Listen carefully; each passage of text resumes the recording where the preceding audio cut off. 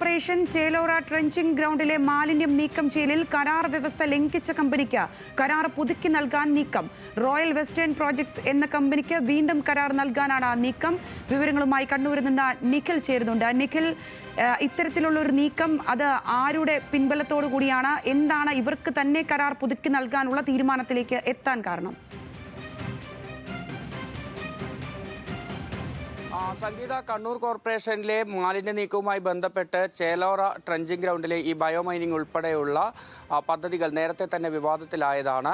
ഒപ്പം തന്നെ ഓഡിറ്റിംഗിൽ വലിയ ക്രമക്കേടുകൾ കണ്ടെത്തുകയും ചെയ്തു. 1.77 കോടി രൂപ ഈ കമ്പനിക്ക് അധികമായി കോർപ്പറേഷൻ നൽകി എന്നതായിരുന്നു ഓഡിറ്റ് റിപ്പോർട്ടിലെ പരാമർശം.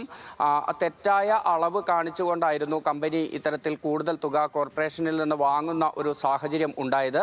ഈ വിവാദങ്ങൾ നിലനിൽക്കുമ്പോൾ ഇക്കാര്യങ്ങൾ അതുപോലെ അവിടെ നിലനിൽക്കുന്ന സാഹചര്യത്തിലാണ് ഈ കമ്പനിക്ക് വീണ്ടും കരാർ പുതുക്കി നൽകാനുള്ള തീരുമാനം ഇന്ന് കോർപ്പറേഷൻ കൗൺസിൽ വീണ്ടും പരിഗണനയ്ക്ക് എടുക്കുന്നത്. കഴിഞ്ഞ ദിവസം ഇത് കോർപ്പറേഷൻ കൗൺസിൽ യോഗത്തിന്റെ അജണ്ടയായി വെച്ചിരുന്നെങ്കിൽ പോലും സപ്ലിമെന്ററി അജണ്ടയായാണ് അത് പരിഗണിക്കാൻ തീരുമാനിച്ചിരുന്നത്. പക്ഷേ പ്രതിപക്ഷം വലിയ എതിർപ്പ് അറിയിച്ചതോടുകൂടി ഇന്നത്തെ കൗൺസിൽ യോഗത്തിന്റെ അജണ്ടയായി അത് മാറ്റുകയായിരുന്നു. ഇന്ന് വൈകിട്ട് 3 മണിക്ക് ചേരുന്ന കോർപ്പറേഷൻ കൗൺസിൽ യോഗത്തിൽ ഇക്കാര്യം വീണ്ടും ചർച്ചയാകും. വലിയ എതിർപ്പ് ഇക്കാര്യത്തിൽ അറിയിക്കാൻ തന്നെയാണ് പ്രതിപക്ഷത്തിന്റെ തീരുമാനം. കാരണം ഈ 1.77 കോടി രൂപ അധികമായി കൈപ്പറ്റിയിട്ടും കമ്പനിയിൽ നിന്ന് ആ തുക തിരിച്ചുപിടിക്കാൻ ഉൾപ്പെടെയുള്ള നടപടികൾ ഇപ്പോഴും കോർപ്പറേഷന്റെ ഭാഗത്തു നിന്ന് ഉണ്ടായിട്ടില്ല. ആ പണം തിരിച്ചു പിടിക്കും തുടങ്ങിയ കാര്യങ്ങൾ പറയുന്നുണ്ടെങ്കിൽ പോലും അത്തരം കാര്യങ്ങളിലൊന്നും തന്നെ ഒരു തീരുമാനമായിട്ടില്ല. 2022 മെയ് 7-ാം തീയതി അവസാനിച്ച കരാറായിരുന്നു ഇവരുമായുള്ളത്. അത് പിന്നീട് 2023 ഡിസംബർ 31 വരെ നീട്ടി നൽകി. ഇതിനിടയിൽ ഈ കരാറിന്റെ ഭാഗമായി പറഞ്ഞ പല വ്യവസ്ഥകളും പാലിക്കാൻ ഈ കമ്പനി തയ്യാറായിരുന്നില്ല. ഈ മാലിന്യം പൂർണ്ണമായി നീക്കി ഗ്രൗണ്ട് പൂർണ്ണമായും ക്ലിയർ ചെയ്ത് കോർപ്പറേഷന് കൈമാറണം എന്നുള്ളതായിരുന്നു കരാർ. പക്ഷേ അതൊന്നും തന്നെ ഈ കമ്പനി പാലിച്ചിരുന്നില്ല.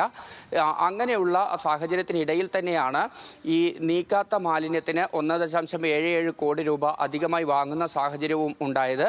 ഇത് ഒരു ആരോപണത്തിനും അപ്പുറത്തേക്ക് ഈ ഓഡിറ്റ് റിപ്പോർട്ടിൽ തന്നെ ആ സാധനങ്ങൾ ഇത്തരത്തിൽ ഇങ്ങനെ ക്രമക്കേട് നടന്നതായി, അധികം തുക കൈപ്പറ്റിയതായി കണ്ടെത്തുകയും ചെയ്തിരുന്നു.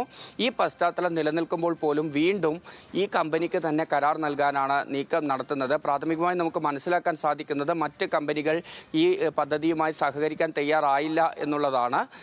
ഏതായാലും ഈ കമ്പനിക്ക് ഇങ്ങനെ കരാർ നൽകുന്നത് നേരത്തെ ഉള്ള അഴിമതി മറച്ചുവെക്കാനാണ്, ആ അഴിമതിയുമായി ബന്ധപ്പെട്ട തെളിവുകൾ ഇല്ലാതാക്കാനാണ് എന്നൊരു ആരോപണമാണ് കോർപ്പറേഷനിൽ പ്രതിപക്ഷം ഉന്നയിക്കുന്നത്. അക്കാര്യങ്ങൾ ചൂണ്ടിക്കാണിച്ച് തന്നെ ഈ പദ്ധതിയുമായി മുന്നോട്ട് പോകാൻ പാടില്ല എന്ന നിലപാട് ഇന്നത്തെ കൗൺസിൽ യോഗത്തിലും ആവർത്തിക്കാൻ തന്നെയാണ് പ്രതിപക്ഷത്തിന്റെ തീരുമാനം.